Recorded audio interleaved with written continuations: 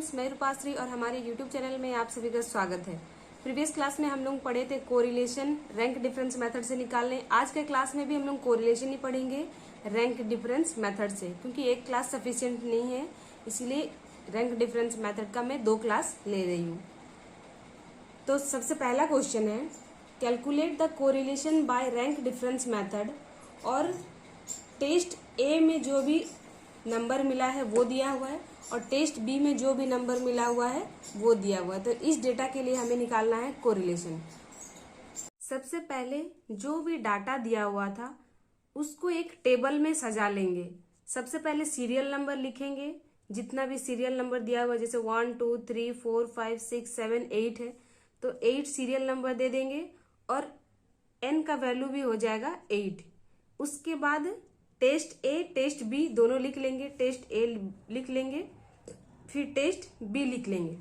इसके बाद टेस्ट ए के लिए रैंक निकालेंगे, टेस्ट बी के लिए रैंक निकालेंगे। तो टेस्ट ए के लिए रैंक 1 हो जाएगा और टेस्ट बी के लिए रैंक 2 हो जाएगा। तो टेस्ट ए में सबसे हाईएस्ट है 60, जिसका रैंक हो जाएगा 1। 60 के बाद है 50 का रैंक हो जाएगा 2। 50 के बाद है 40 का रैंक हो जाएगा 3। इस तरीके से बिगर टू स्मॉलर करके रैंक 1 लिख लेना है। इसके बाद टेस्ट बी में सबसे हाईएस्ट है 75, तो 75 का रैंक हो जाएगा 1। उसके बाद है 65, उसका रैंक हो जाएगा 2। 65 से जस्ट स्मॉल है 55, तो 55 का रैंक हो जाएगा 3। इस तरीके से टेस्ट बी से हम लोग R2 का वैल्यू निकाल लेंगे। R1 R2 निकलने के बाद निकालेंगे रैंक डिफरेंस, जिसको D से डिनोट किया जाता है। D इक्वल टू होता है R1 माइनस R2। R1 का वैल्यू है 4, R2 का वैल्यू है 3, तो R1 माइनस R2 मतलब 4 माइनस 3 इक्वल टू हो जाएगा 1। 3 माइनस 1 हो जाएगा 2, 1 माइनस 2 हो जाएगा -1। इस तरीके से D का वैल्यू निकाल लेंगे। यहाँ पे एक चीज ध्यान दीजिएगा, D में जो भी वैल्यू निकलेगा इसका समेशन जो है 0 के बराबर होगा। इसके बाद निकालेंगे D स्क्वायर।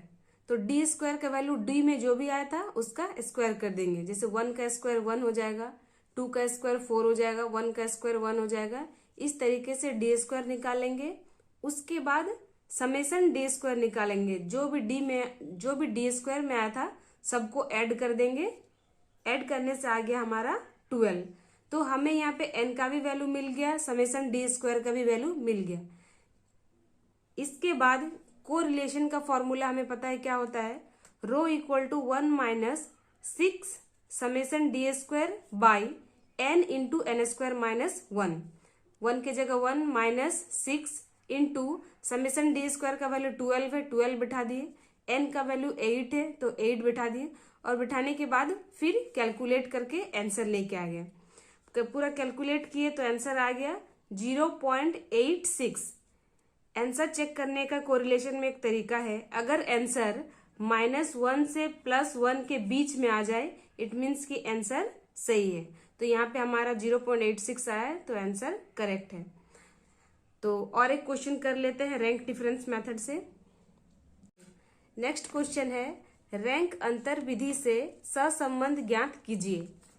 प्रतियोगी का नाम दिया हुआ है ABCDEFGH करके। निर्णायक फर्स्ट रैंक, और इस प्रतियोगिता में रैंक भी दिया हुआ है, तो रैंक भी दिया हुआ है ऑलरेडी। निर्णायक 2 रैंक, सेकंड में भी सबका रैंक दिया हुआ है, तो यहाँ तो ऑलरेडी हमें रैंक निकालने का जरूरत नहीं, क्वेश्चन में ही रैंक दिया हुआ है। तो देखिए इस तरह के क्वेश्चन को कैसे करके सॉल्व करते हैं। सबसे पहले जो भी डाटा दिया हुआ था उसको टेबल में सजा लेंगे। यहाँ पे एक चीज ध्यान दीजिएगा, प्रतियोगिता जो भी लिखा हुआ है वो प्रतियोगी इधर लिख दिए, जितना नंबर ऑफ प्रतियोगी है वो भी लिख दिए। इसके बाद यहाँ पे देखिए निर्णायक 1 रैंक, तो यहाँ पे ऑलरेडी रैंक दिया हुआ था तो जिसका भी जो भी रैंक था वो लिख दिए। निर्णायक 2 रैंक, यहाँ पे भी ऑलरेडी रैंक ही दिया हुआ था तो रैंक 2 भी लिख दिए। हमें पता है कि अगर रैंक दिया हुआ है तो हमें रैंक डिफरेंस निकालना होता है। रैंक डिफरेंस का फॉर्मूला होता है R1 माइनस R2, तो R1 माइनस R2 कर देंगे। 1 माइनस 2 -1 हो जाएगा, 5 माइनस 4 1 हो जाएगा, 6 माइनस 6 0 हो जाएगा। इस तरीके से पूरा हमें रैंक डिफरेंस निकाल लेना है। रैंक डिफरेंस को अगर सारे कोई को ऐड करेंगे तो sum of D equal to 0 आ जाएगा, मतलब sum of rank difference equal to 0। जो भी डी निकला था उसका हम डी स्क्वायर कर देंगे। -1 का स्क्वायर 1 हो जाएगा, का स्क्वायर 1 हो जाएगा, 0 का स्क्वायर 0 हो जाएगा, -1 का स्क्वायर 1 हो जाएगा। इस तरीके से करके डी स्क्वायर निकालेंगे। डी स्क्वायर निकालने के बाद समेसन डी स्क्वायर निकालेंगे। जो भी डी स्क्वायर में आया था सबको ऐड कर देंगे, आ जाएगा समेसन डी स्क्वायर का वैल्यू। अब हमारे पास एन का वैल्यू है और समेसन डी स्क्वायर का वैल्यू है। फॉर्मूला में पुट कर देंगे। कोरिलेशन का फॉर्मूला होता है rho equal to 1 minus 6 summation D square by N into N square -1। 1 की जगह 1, माइनस की जगह -6 इंटू समेसन डी स्क्वायर का वैल्यू 18 था तो 18 बिठा दिए, एन का वैल्यू 8 था तो 8 बिठा दिए, 8 इंटू 64 -1। इसको पूरा कैलकुलेट कर लेंगे, आ जाएगा 11/14। 11 को 14 से डिवाइड करेंगे, आ जाएगा 0.79, क्योंकि इसका आंसर जो है -1 से +1 के बीच में, इट मीन्स की आंसर करेक्ट है। तो आज के क्लास में हम लोग 2 क्वेश्चन पढ़े रैंक डिफरेंस मेथड से कोरिलेशन निकालना। आई होप सो 2 क्लास में आप लोगों को रैंक डिफरेंस मेथड से कोरिलेशन निकालना अच्छे से समझ में आ गया होगा।